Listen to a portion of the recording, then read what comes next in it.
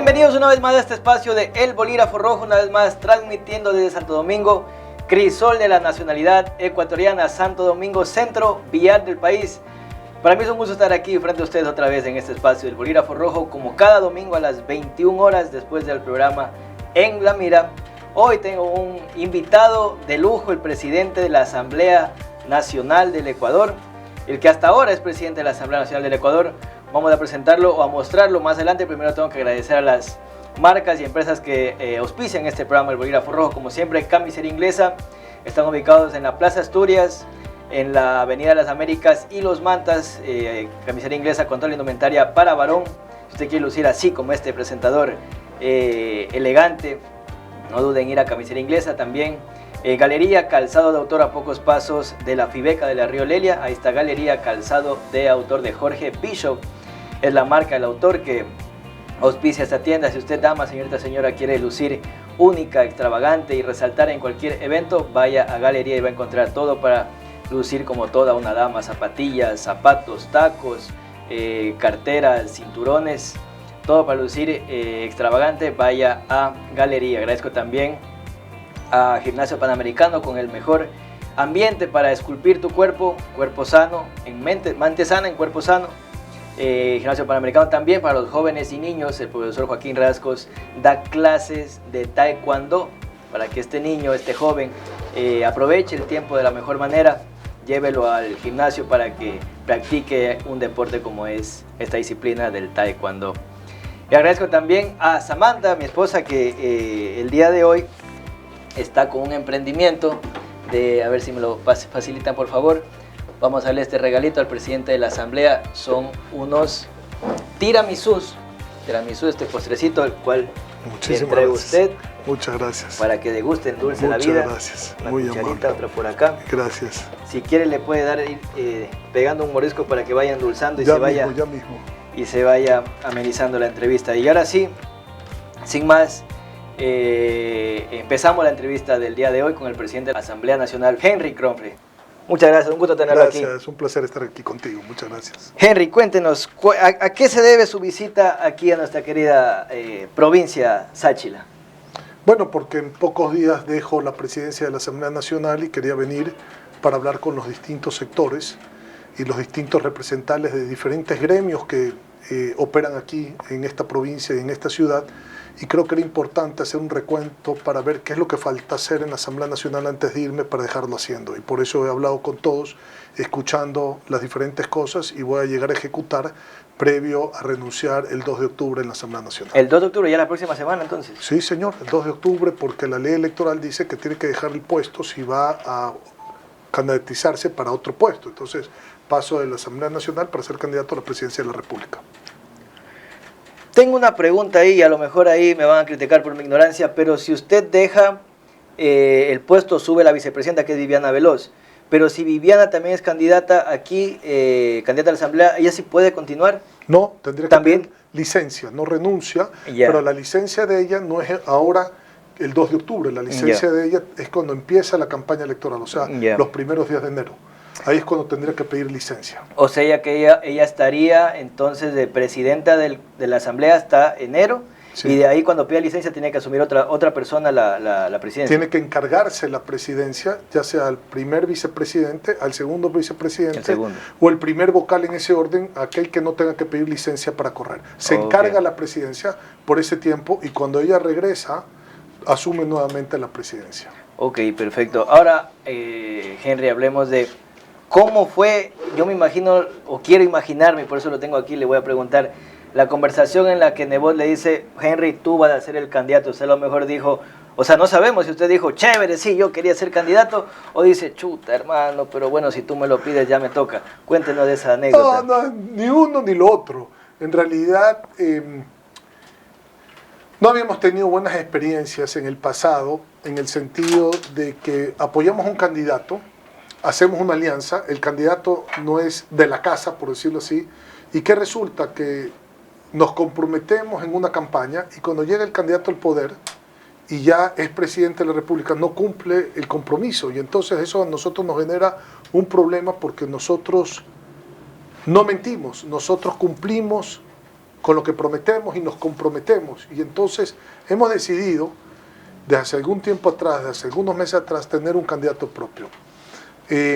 Había muchos candidatos que podrían ser candidatos para la presidencia de la República dentro del Partido Social Cristiano. Se sorteó el nombre de Jorge Caiturri, Vicente Tallano, Dayana Pazley. Hay gente muy preparada y otros más.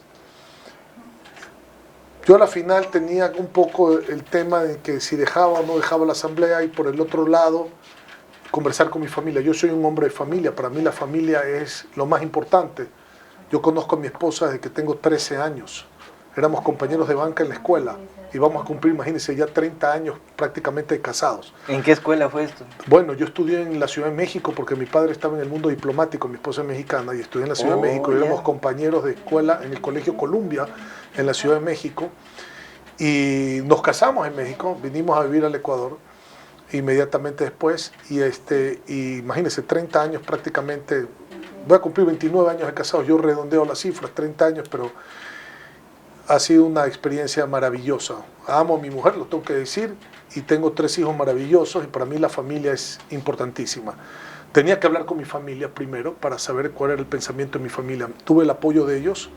Me pusieron ciertas condiciones, ¿no? Que baje un poquito de peso, que me cuide la comida, que no coma azúcar, que haga ejercicio. Bueno, claro, he ido cumpliendo con todo eso, he bajado un poquito de peso, me estoy cuidando en la comida, estoy caminando y haciendo ejercicio. Regresé a jugar tenis después de casi 30 años que no jugaba tenis, y cumplí con ese compromiso con la familia y me dieron el apoyo.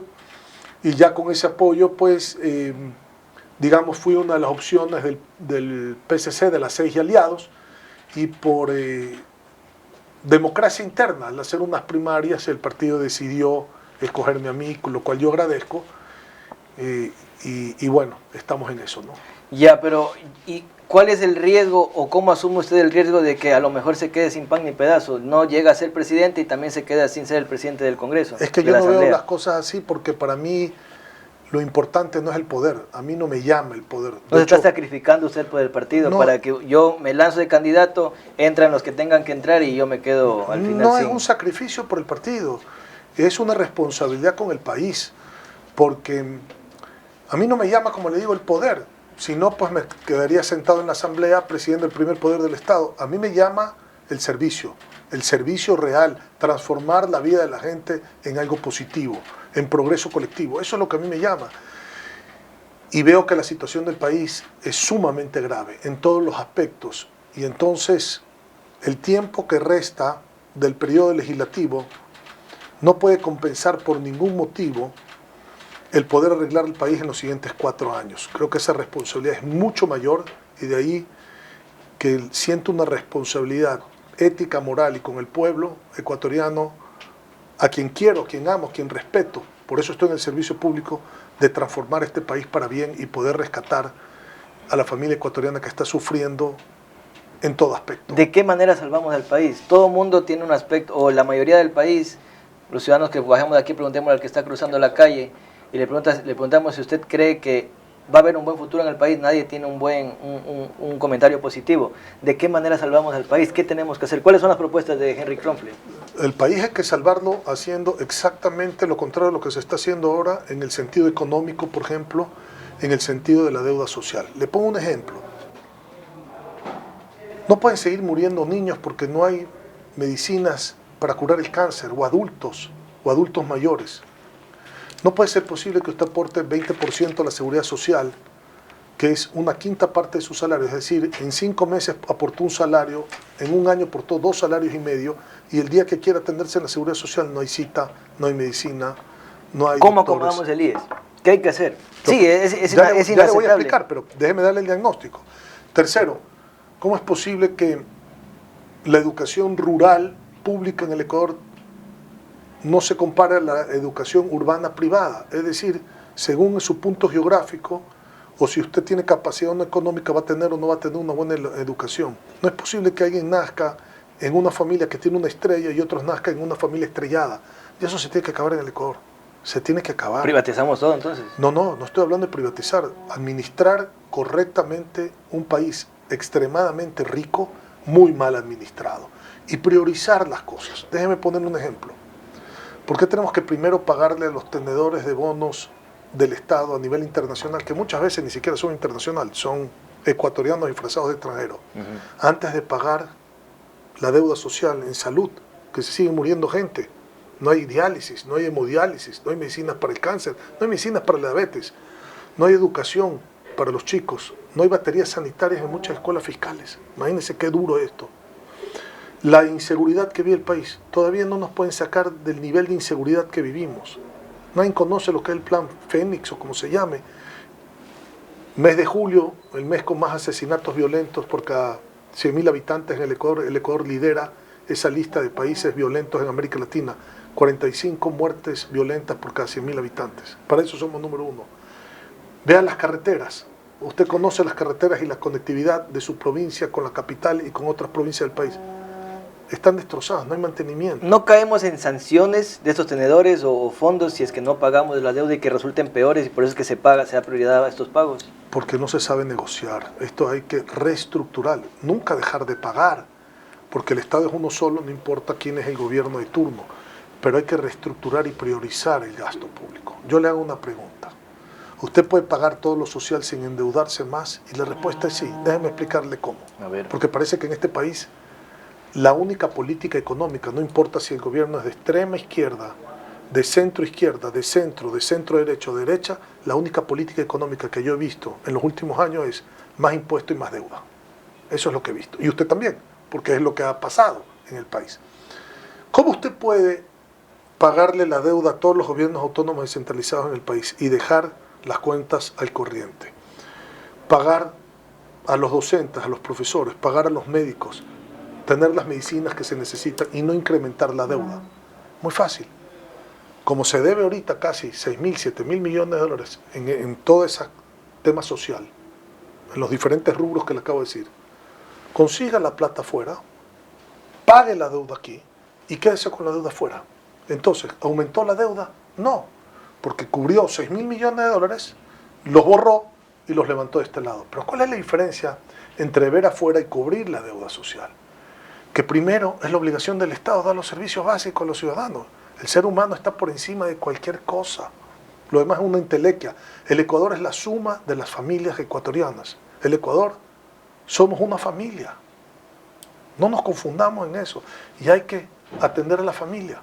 ¿Pero qué opina usted? Entonces, no se suma la deuda, pero le da los servicios que requiere la ciudadanía. Eso es lo que tiene que ¿Pero qué opina usted de gobierno. los que dicen la plata sí hay mientras no se la roban? ¿Qué tal si limpiamos primero todo el IES, el Ministerio de Salud Pública? Porque yo he escuchado y la gente No solo lo si sabe. no se la roban es parte de, y yo estoy de acuerdo en eso, 100%. Pero también es la eficiencia con cómo se administra el Estado, que no necesariamente es robo. Es también cómo se focalizan los subsidios, que son malas políticas públicas cuando se hace lo que no se debe de hacer. Le pongo un ejemplo. ¿Qué pasó en el área energética? Veamos lo que pasó en el área energética en 3 partes, a tal punto que vivimos con unos apagones prácticamente nunca antes vistos en el país. Es impresentable. Entonces, hace años atrás, los gobiernos de izquierda fueron a endeudarse a la China. Rafael Correa, Y al Asia. Correa. Rafael Correa, al Asia. El costo de esa deuda, los intereses altísimos. Los proyectos que se hicieron con sobreprecio. Y la eficiencia de los proyectos reducida. Si decía que tenía que operar al 100%, operaban al 80%. Y el contrato de mantenimiento nunca se dio. Después, ya decían que no era el problema de generación, que era el problema de transmisión. Y que había que cambiar la transmisión de país, las líneas de transmisión. Tampoco se ha hecho nada. Luego dijeron que no era el problema de transmisión, que era el problema de distribución. Tampoco se hace nada. Entonces, ahora tenemos que rezar para que llueva. Yo le hago una pregunta. ¿Y las 21 centrales termoeléctricas en el Ecuador? ¿Por qué no operan? Perú está con la misma sequía que el Ecuador. ¿Y por qué no cortas el luz en el Perú? Entonces, hay que tener mucho cuidado con esto que se habla, de que ahora estamos, digamos, a la gracia del Señor. Yo soy profundamente católico y siempre me pongo en manos de Dios. Pero no podemos el Ecuador esperar a ver si llueve o no llueve, para producir o no producir, o para tener energía o no tener energía. Es una irresponsabilidad muy grande, que, se profundizó en este gobierno. No empezó en este gobierno, pero se profundizó en este gobierno. Pero viene desde atrás. Ningún gobierno posteriormente hizo nada, a tal punto que mira dónde estamos, con cortes de luz en provincias hasta de más de 10 horas. Entonces, hay que tener prioridad. Entonces, hay que saber cómo se administra, hay que tener prioridad en el gasto público, no hay que permitir el robo ni el sobreprecio, que es lo que le quiero graficar por ningún motivo. Hay que transparentar las cuentas públicas del Estado, hay que hacer una veeduría constante, hay que luchar contra la corrupción, por supuesto. Hay que focalizar los subsidios, el subsidio del transporte pesado, al transporte público, a la bombona de gas, pero no el subsidio del contrabando, pues. No el subsidio a aquellas empresas que dicen voy a invertir y entonces demen beneficios tributarios contra la inversión y a la final no hacen ni la inversión ni generan los empleos, pero reciben los beneficios tributarios. La burocracia formal. Vamos a una pausa ahí, tengo que ir a una pausa comercial. Vamos a la pausa comercial y al regresar seguimos hablando de estos temas importantes. ¿Cuál es la campaña o cuáles son las propuestas de campaña del Partido Social Cristiano y aliados para la presidencia de la República? Vamos a la pausa comercial, amigos televidentes, y ya regresamos.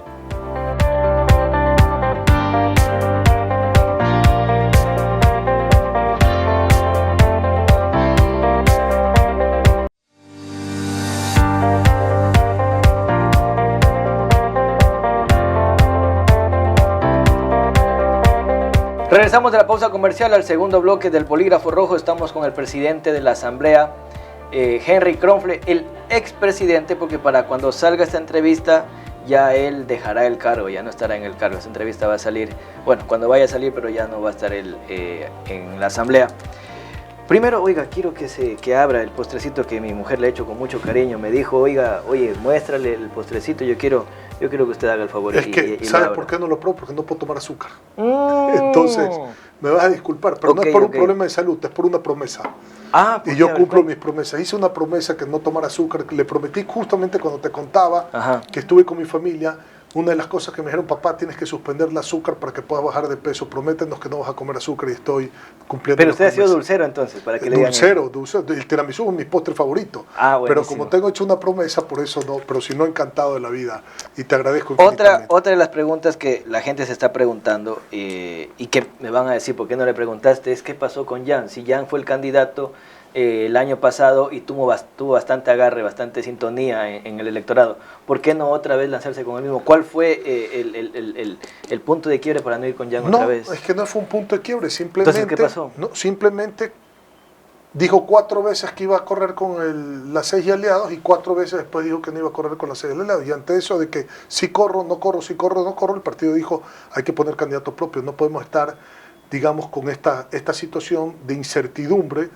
Mañana, si a lo mejor pasaban unas primarias y no se inscribía porque en ese momento decidía no correr, entonces simplemente dijimos nosotros tenemos que ir con candidato propio. Es una decisión que la tomamos desde algún tiempo atrás viendo como sí, no, 4 veces. Entonces decidimos ir con candidato propio. Porque a mí me dijeron que él había dicho, o que, sí, lo que me informan es que él quería poner a una candidata a la vicepresidencia y que el partido le dijo, no, tiene que ser Dayana, y vas tú, y él dijo, no, si va Dayana, entonces yo no voy con ustedes. ¿Pues cierto eso? Bueno, mire, hay tantos rumores en este tipo de cosas. Lo que sí es cierto es que nosotros teníamos definido un binomio, teníamos definido una candidata a la vicepresidenta, que es Dayana Pazle, que creo que es una mujer extraordinaria, que además me complementa a mí muy bien, porque los temas que ella maneja en su área los conoce mejor que yo. Por ejemplo, el tema de la educación, ella ha sido una familia de educadores, maneja la escuela de formación del partido. Profesora tuya, inclusive el padre exministro de educación, el rector de universitario, canciller de una universidad. Entonces, es gente que conoce muy bien el sistema de educación y creo que la educación es un pilar fundamental en el país y creo que ella nos va a aportar mucho en esa área. Dayana conoce muy bien el tema de la violencia contra la mujer. Ella implementó el programa en Guayaquil, Amiga no está sola. Ese programa hay que replicarlo a nivel nacional para ayudar a las mujeres que han sido víctimas de la violencia y ayudar a sus familiares. Conoce muy bien el tema ambiental. Ella fue la que trabajó con Jaime Nebot en su momento la ley del plástico de un solo uso, la prohibición del plástico de un solo uso, que después se replicó casi prácticamente a nivel nacional, esa ordenanza municipal, y ella fue muy activa en ese tema. Conoce muy bien los temas ambientales en cuanto a fuentes hídricas, la pureza del agua y la desnutrición infantil. Ella puso una ley en la Asamblea, que es la ley Pancita Llena, en donde no queremos como objetivo que ningún niño vaya a la cama con el estómago vacío. Y ella está trabajando muy bien con los bancos de alimento para poder tener éxito en el programa y que los niños... ¿Cuál va a ser el rol de Dayana entonces estas cosas, la delegación de todas estas cosas? ¿No va a ser lo mismo que Daniel con Verónica Abad ahora? No, mire, para mí, perdóneme que le diga, el respeto a la mujer para mí es absoluto. Yo respeto a mi madre, respeto a mi esposa. Nunca le he faltado a mi esposa. Usted la puede entrevistar algún día, jamás en mi vida le he faltado el respeto en nada, en absolutamente nada. Y para mí, ese refrán que dice que detrás de un gran hombre hay una gran mujer, a mí no me gusta. Yo siempre digo que al lado de un gran hombre hay una gran mujer y detrás de una gran mujer hay una gran familia, porque la que cuida y hace crecer a la familia y educa a la familia es la mujer.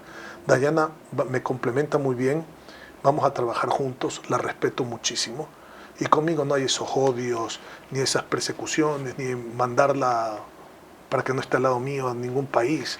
Dayana va a trabajar y me va a complementar y dos personas hacen mejor el trabajo que una. Hay otra pregunta que tengo que hacerle obligatoriamente antes de entrar a lo de la Universidad de Santo Domingo. Vamos a hablar acerca de eso también importante para esta provincia. ¿Usted estuvo de acuerdo cuando Lasso o ustedes proponen en el 2021 hacer bancada con el correísmo? No, bancada con el correísmo no, eso no fue lo que se propuso. ¿O votar en conjunto para que usted sea presidente? No, el acuerdo lo hizo, creo, con el correísmo y nosotros fuimos testigos del acuerdo. Y dentro de ese acuerdo, la única parte en la que nosotros intervinimos fue en la parte de la configuración de las comisiones en el marco de la Asamblea Nacional, que tiene una serie de cosas específicas que se las voy a explicar. Uno, se pidió que ningún partido político tenga la mayoría por sí solo en una comisión. Eso es muy importante. Dos, se pidió que la comisión de fiscalización sea de todos y no sea de nadie, para que no haya un peso específico de un partido político en el marco de la comisión. Tres, que se respete la equidad de género, es decir, que hombre y mujer, el mismo número de hombres y mujeres en todas las comisiones, y la alternancia. Si preside un hombre, sea vicepresidente una mujer y viceversa. Si preside una comisión una mujer, sea vicepresidente un hombre. Se determinó que el correísmo no tenga la presidencia de la Asamblea, en acuerdo con ellos inclusive.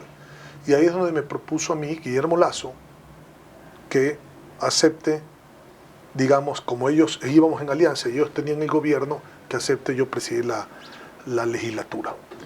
Y nosotros, como partido, no nombramos a Henry Kronfle, mandamos una terna para que sea sometida tanto al partido Creo como a la Revolución Ciudadana. Una terna que salía del socialcristianismo. Claro, y ellos a su vez lo mismo. Es decir, ¿cómo se manejó esto?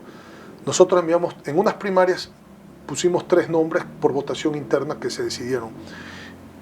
Carlos Falqués Batallas, que en paz descanse, ya falleció. César Ron, que ya no está en el partido, y Henry Kronfle. En ese orden, por respeto a la edad y la experiencia. El correísmo puso 2 nombres, Paola Cabezas y Pierina Correa, y me parece que Creo puso también 2 nombres, ahorita no me acuerdo. Uno era Virgilio Saquicela. ¿César no estaba ahí? No estaba ahí porque él iba de ministro de gobierno. Ah, ya se sabía que él ya sabíamos que iba de ministro de gobierno, ya Guillermo Lasso nos había indicado eso. En todo caso, se enviaron los nombres y lo que hizo, en vez de vetarnos los nombres, se escogieron los nombres y se acordó que el procedimiento sea por unanimidad.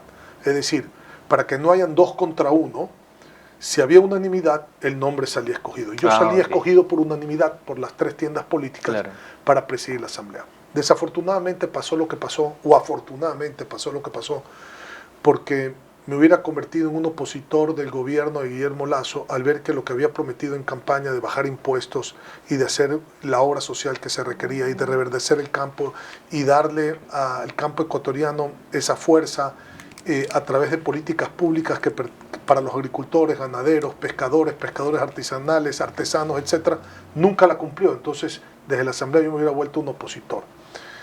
Como le digo, Dios sabe por qué hace las cosas, yo soy un hombre que me pongo en las manos de Dios, Dios supo cómo hacer las cosas, y bueno, mire usted, un par de años después, gané la presidencia de la Asamblea con 128 y 137 votos, o sea, casi por unanimidad. Casi por unanimidad. Exactamente. Y gracias a Dios, el esfuerzo colectivo y el deseo de poner al Ecuador por encima de los partidos políticos, entendiendo que la Asamblea está para resolver los problemas de la gente y sobre todo los más urgentes y sobre todo para los más pobres, ha hecho que trabajemos en conjunto, y el éxito que ha tenido esta Asamblea, que llegó hasta pico de 63% de aprobación y ahora está alrededor del 30-40% de aprobación, ese éxito no es el éxito individual de Henry Kronfeld, es el éxito colectivo de entender que la gobernabilidad está por encima de todo y que tenemos que trabajar en función del país. Y creo que la Asamblea ha demostrado eso en este periodo. ¿De qué manera en su gobierno de aquí en 4 años, o sea, el próximo año, pero en 4 años, cómo va a ser el muñequeo o el entrelazamiento para que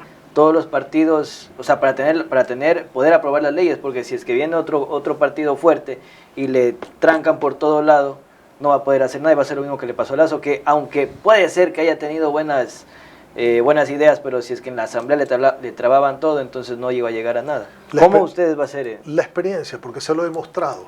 Soy la única persona que he podido manejar la Asamblea Nacional, aprobando leyes y manejando consensos en donde de 29 leyes que se aprobaron en este periodo, la gran mayoría o ha sido por unanimidad o con más de 100 votos. Entonces, mientras unos sueñan con la unidad en el país y sueñan en construir esa unidad, yo la hice realidad, le enseñé al país que sí es posible converger en los criterios y respetarnos las diferencias en pro de resolver los problemas de la ciudadanía. Eso no es para mí un deseo, eso es una realidad que usted la ha visto. Con esa experiencia, desde el Ejecutivo, estoy seguro que tendré un entendimiento bastante bueno con la Asamblea Nacional. No importa qué partido presida, tendré un buen entendimiento porque sé cómo es el teje y maneje y le he demostrado con la experiencia. ¿Usted sabe convencer? ¿Tiene don de palabra? No, la palabra para mí es sagrada. La palabra vale más que mi firma. Lo ajeno lo cuido más que lo propio, porque no es mío justamente. Y nunca claudico por ninguna presión política mis principios y mis valores. Le ruego, llame a cualquier asambleísta, pregúntele qué negociación yo he hecho que no sea en el marco de razonar las cosas para darle un resultado positivo, transformador y en pro de la gente y sobre todo la gente más pobre. No existe conmigo otro tipo de negociación que no sea la razón. Y usted lo puede preguntar a cualquier asambleísta. Esta no es una asamblea de negociados, de negociaciones, de que yo te doy, tú me das. Eso no ha existido en la Asamblea Nacional. Y tengo que agradecerle a todos los asambleístas por eso, porque ha habido un nivel ético y profesional de 136 asambleístas, y digo 136 porque yo soy el 137, que han interlocutado conmigo y que salgo con la cabeza en alto y por la puerta grande, porque saben que las cosas se han manejado con valores y con principios en el marco de la concordia y del respeto a la diversidad de pensamiento, pero sobre todo lo más importante, en pro de la gente, tratando de resolver lo más importante y lo más urgente en materia de legislación y fiscalización que tiene el pueblo ecuatoriano. Quiero ir a lo de la Universidad para Santo Domingo. Antes, otra pregunta que me retumbó en la cabeza el momento en el que salió a la luz esto.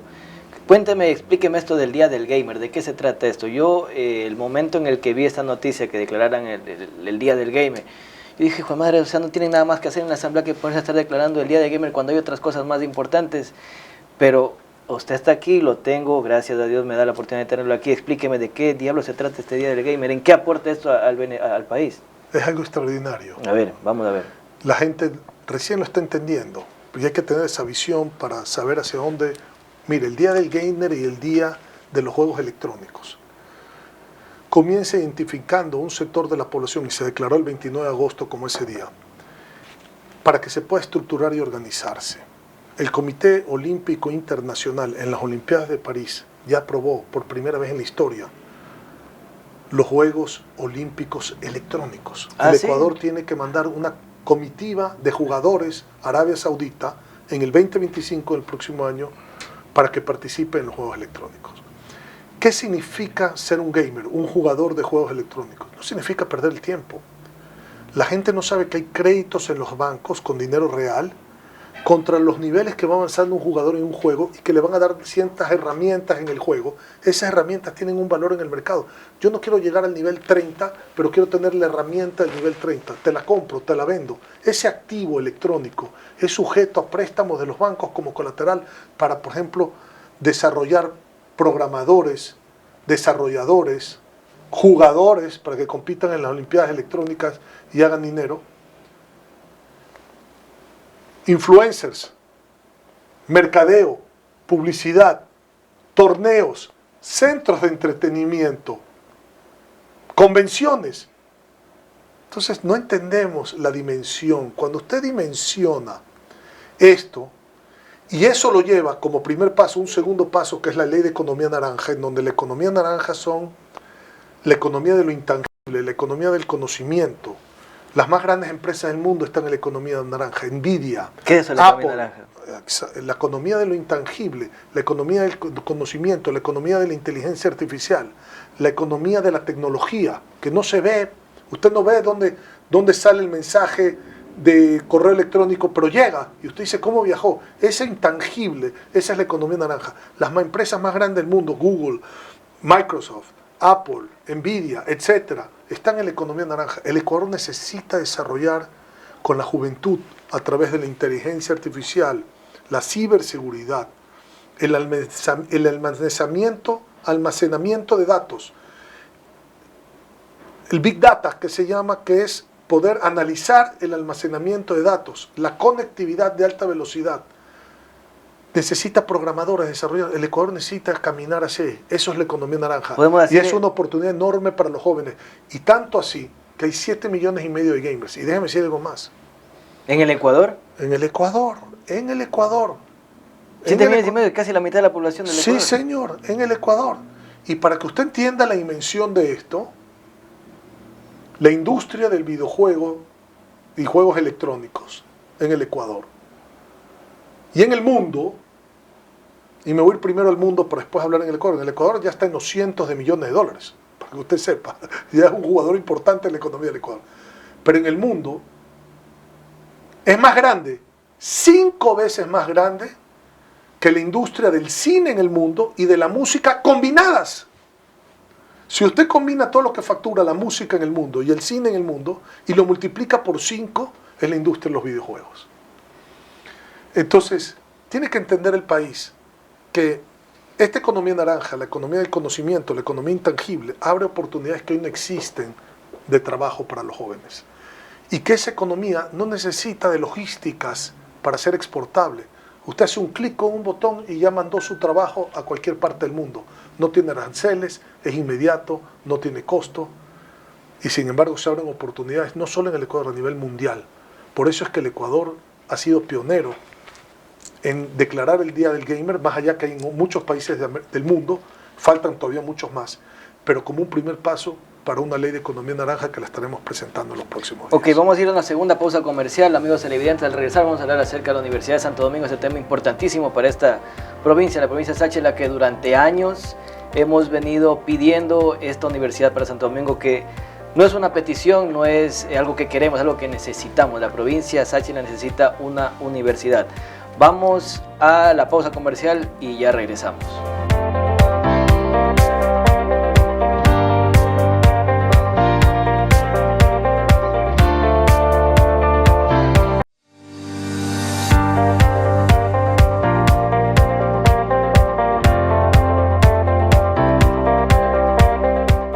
Regresamos de la pausa comercial al tercer bloque del programa El Bolígrafo Rojo. Estamos hablando, conversando, dialogando con el presidente de la Asamblea, el expresidente, porque cuando salga este programa, ya lo dije en el segundo bloque, ya no será presidente, habrá tenido que renunciar. Y tras cámaras, Henry es mucho más amigable, más sociable que lo que ustedes lo ven. Ustedes lo ven una persona seria, honorable, pero tras cámaras ya es otra persona y se puede dialogar más amenamente. Bueno, vamos al tema que nos atañe en este tercer bloque de Bolígrafo Rojo, y es, ¿usted qué opina? Primero, porque no le voy a entrar a decir, ¿qué opina usted de que Santo Domingo necesita una universidad? ¿Por qué Santo Domingo necesita una universidad? ¿Para qué? No, eso es súper importante. Primero tenemos que entender que el país necesita educación.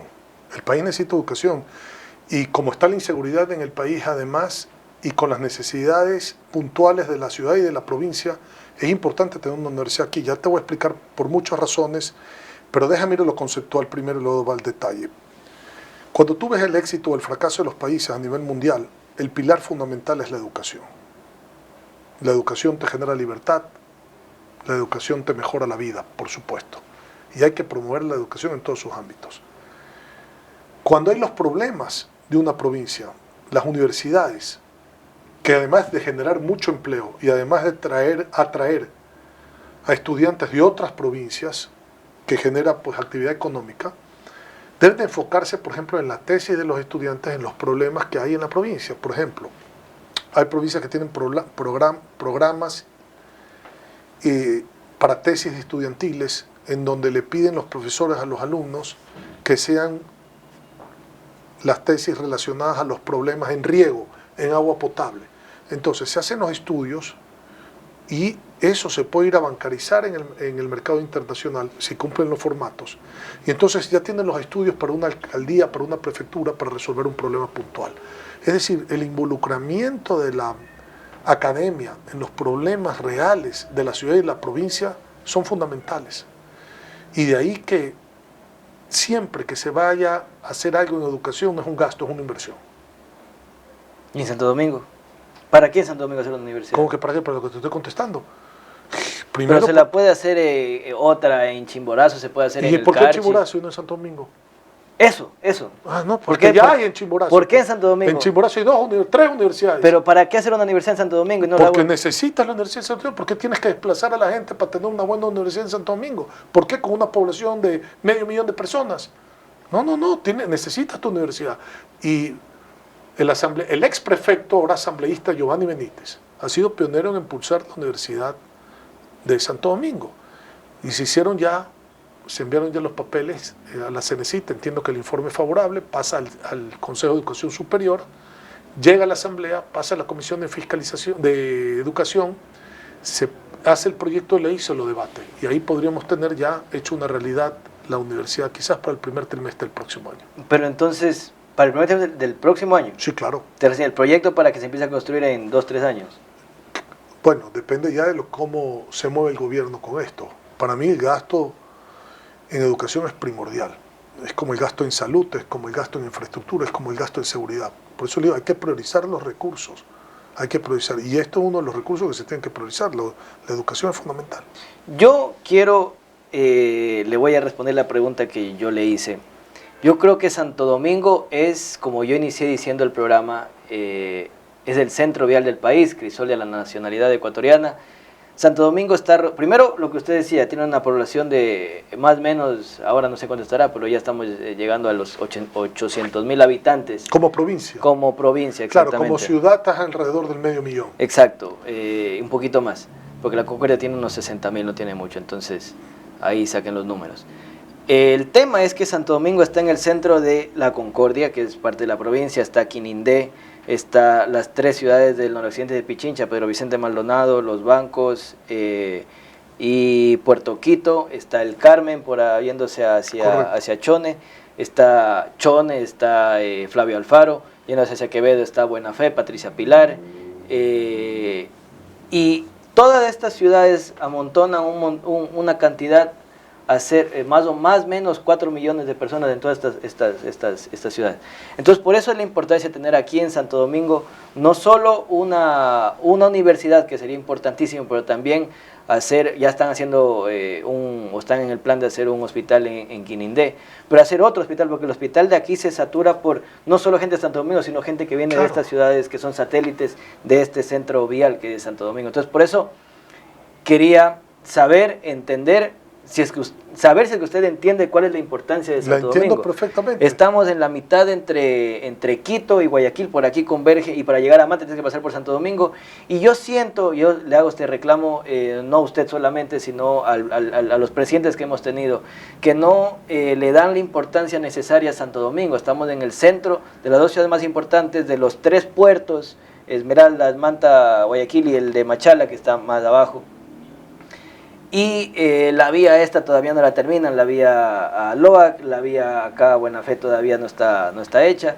Entonces, por eso es que Santo Domingo es una provincia correísta, porque las obras, las calles, las vías las hizo Correa, la que va hacia Chone, la que va hacia Quinindé, pero nunca le han dado, más allá de lo que hizo Rafael Correa, darle la importancia que Santo Domingo merece. Y yo quisiera, ya que lo tengo aquí, que usted sepa cuál es la importancia de Santo Domingo en todos los temas económico, político, social del Ecuador. Déjame decirte algo sobre eso. Por eso te decía yo, la importancia de una universidad, Primero, porque no tienes que movilizar a la gente, tienes Exacto. una masa crítica. Segundo, porque hay necesidades que se pueden resolver entre los gobiernos y la academia cuando tienes a la academia cerca del gobierno.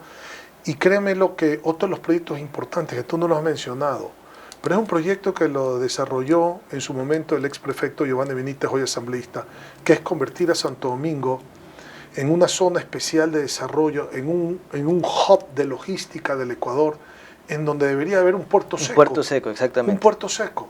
¿Ya? Así como hay el puerto seco en Querétaro, en México, tiene más o menos las mismas condiciones. Aquí debería haber un puerto seco.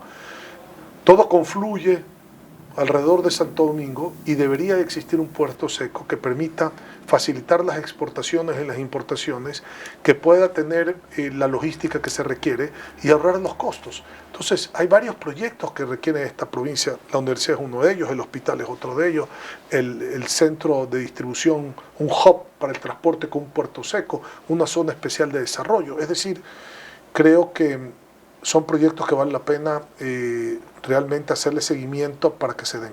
¿Qué opina usted acerca de las privatizaciones? No me gustan. ¿No le gusta? No me gustan. A mí me gustan las concesiones o las alianzas público-privadas o asociativas. Las privatizaciones no me gustan. ¿Por qué no? Porque después cambia el actor privado y el Estado se queda sin la infraestructura, el activo. No me gusta. He visto lo que ha pasado en otros países. En Argentina, por ejemplo, se privatizaron las empresas. A la final, igual quebrado en su momento estas empresas y ya no pertenecen al Estado. A mí me gusta que lo público se pueda manejar a través de un acuerdo de asociatividad con lo privado, en donde se transfiera la carga laboral de lo público a lo privado, pero que el dueño del activo sigue siendo el público, el Ecuador. A mí no me gusta eso que pase a manos de privado, eso se presta para corruptelas, para muchas cosas. Que eso es lo que hizo Nebot en Guayaquil, ¿no? Muchas de las obras de Nebot fueron así, de esa manera. Claro, por supuesto. Por eso el éxito de... Claro, por supuesto. Se manejaban, eran cosas públicas, pero que se manejaban como si fueran privadas. Y entonces ese fue el éxito, pero siempre con controles. ¿Cuál es lo interesante de esto? Que si se maneja lo público como si fuera privado, pero sigue perteneciendo a lo público, hay auditoría interna, hay auditoría externa y hay auditoría por la Contraloría. Claro. Entonces tiene un triple, digamos, control de auditoría para que las cosas funcionen bien. Ok, perfecto. Vamos a la siguiente pregunta. Iba a preguntarle, pero esta se me va a ir. ¿Por qué Nebot no quiere ser candidato? Todo el mundo hubiese querido que Nebot sea candidato. Ya lo dijo que no lo va a hacer. ¿Qué opina usted o cómo van a votar el momento en el que llegue el juicio a Diana Salazar? Ah, no, pero ya se archivó pues este tema de Diana Salazar. Ese juicio está archivado. Claro, ya se archivó. Los dos. Tuvo que resolver el pleno, yo tuve que convocar un pleno, acumular los juicios, es decir, unir los dos juicios que habían y archivarlos. Y pero ¿usted qué opina de Diana Salazar? ¿Cuál es la opinión suya de como Henry Krom? Creo que ha sido una persona que ha hecho un trabajo extraordinario, que merece el respeto a la sociedad ecuatoriana, que ha luchado contra la corrupción, es evidente, y por eso tiene los índices de aprobación que tiene, y ella cuenta con todo mi apoyo. He trabajado mucho con ella desde la Asamblea Nacional y cuenta con el apoyo. El apoyo incluso aunque ella le haya caído encima a uno de los suyos, como Pablo Muentes. No, uno de los míos no, yo no tengo a nadie. O sea, del partido, lo digo único yo. que tengo es mi familia, mi esposa y mis Del partido, digo. A ver, pero, mire, ese es el problema del Ecuador. Si alguien pertenece a un partido político, tiene un problema personal, porque el problema del señor Muentes era personal, ¿no? El Banco del Pacífico, del Pacífico, las tierras en Durán, no sé qué problema que, perdón, todavía no lo podemos culpar porque no hay una sentencia. Y hay un principio en el Ecuador y en el mundo de que uno es inocente hasta que lo declaren culpable. Pero ¿por qué tenemos que politizar la situación personal? En el Ecuador se está cometiendo un error muy grande. Se politiza la justicia y se judicializa la política. No sé cuál de los dos es peor, pero las dos cosas pasan en el Ecuador. Y eso es lo que hay que acabar. ¿Usted no tenía amistad con él? Lo conducía del partido, por supuesto, claro que lo conducía. No sabía que estaba metido en todos esos temas. ¿Qué voy a saber? Imagínese, ¿cómo voy a saber eso yo? Yo no tengo ningún problema judicial, quiero que sepan, mi amigo. No tengo ningún juicio, ni ningún problema, ni tengo ventilando absolutamente nada en ningún juzgado. Entonces yo, gracias a Dios, en mi vida he sido una persona que no tengo ningún problema con nadie. Entonces no tengo por qué saber las actividades de los demás. ¿Qué opina usted acerca de, vamos a ir finalizando ya con preguntas más cortas, bueno, tengo varias preguntas las que quiero tratar. Consejo de Participación Ciudadana y Control Social. Que se elimine. Eliminado. CNE. Volvemos a un tribunal contencioso. No, el CNE que se mantenga, pero hay que cambiar a los miembros una vez que termine el proceso electoral, porque durante el proceso electoral están prorrogados en funciones porque son la máxima autoridad y son inamovibles. ¿Qué opina del porte de armas? Yo estoy de acuerdo con el porte de armas, bajo ciertas condiciones, por supuesto. Es decir, que te registra el arma, que la persona tenga un récord impoluto, que porte el arma, si es privada, por supuesto, que tenga un entrenamiento en un polígono, y eso es. O sea, yo no veo mayor problema, pero sí, yo sí estoy de acuerdo con el porte de armas. El problema es que para portar un arma aquí es más fácil ser astronauta que sacar ese bueno, eso permiso. Es otra cosa, pues usted me está preguntando en lo conceptual, en la forma de portar un arma o no portar un arma, la tramitología es otra, ese ya es otro problema de que requiere, digamos, simplificación de trámites del Estado, que ese es otro problema, pero no está ligado solo al porte de armas, está ligado a muchas cosas. Perfecto, ¿y las zonales? ¿Qué opina usted de las zonales? Antes, y le digo porque eso nos afectó a nosotros como provincia. Antes, cualquier trámite que teníamos que hacer cuando pertenecíamos a Pichincha, teníamos que irnos a 2 horas y media a Quito. Nos independizamos como provincia para poder tener nuestra propia autonomía, y ahora viene que está huido en Bélgica y nos das esta vaina de las zonificaciones, y tenemos que ir ahora 3 horas y media a Puerto Viejo. Lo que ustedes tienen aquí tienen muchas otras provincias el mismo problema. El Oro es otra de las provincias que la mayoría de los trámites están en Loja. O sea, esto es un problema real, esto de las zonales es un problema. Yo no sé quién fue el que hizo el estudio, pero en vez de desconcentrar el Estado, generaron un problema mucho más grande, que es la concentración de temas en zonas que no tienen realmente razón de ser. O sea, aquí lo importante es cómo podemos resolver el problema, y lo importante es que estos problemas se tienen que resolver, uno, descentralizando el Estado, y dos, generando gobierno electrónico, porque la mayoría de los trámites se deberían de poder hacer con la tecnología que existe hoy en línea. ¿Estaría usted a favor de cambiar la Constitución o reformarla? Hay cosas que hay que reformar de la Constitución, definitivamente. O volver a la del 98, como dicen unos. No sé si volver a la 98, pero hay reformas constitucionales que son válidas, que yo creo que hay que revisar. Mire, por ejemplo,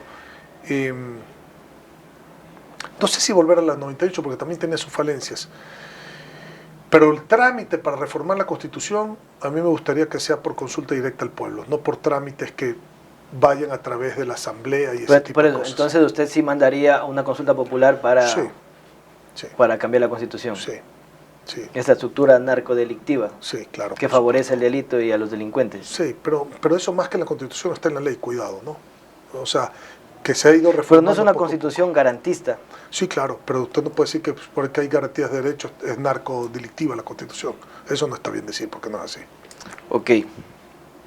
Yo he escuchado que sí, pero no me meto en el tema a discutir porque no lo conozco. No se meta en el tema porque no es así. Así es. Imagínense que hemos hecho una Constitución narcodilectiva en el Ecuador, no se puede decir eso, no. Que hay falencia en la Constitución, sí. Que hay leyes que a lo mejor están mal en muchos aspectos, sí, también. Pero que la Constitución sea narcodelictiva, no. Bueno, sí, a lo mejor lo dije mal entonces. O sea, lo que quiero decir es que favorece el delito, favorece a los delincuentes, muy garantista. El teléfono y la computadora de Glass, ¿cuándo va a salir esa información? ¿Yo qué voy a saber?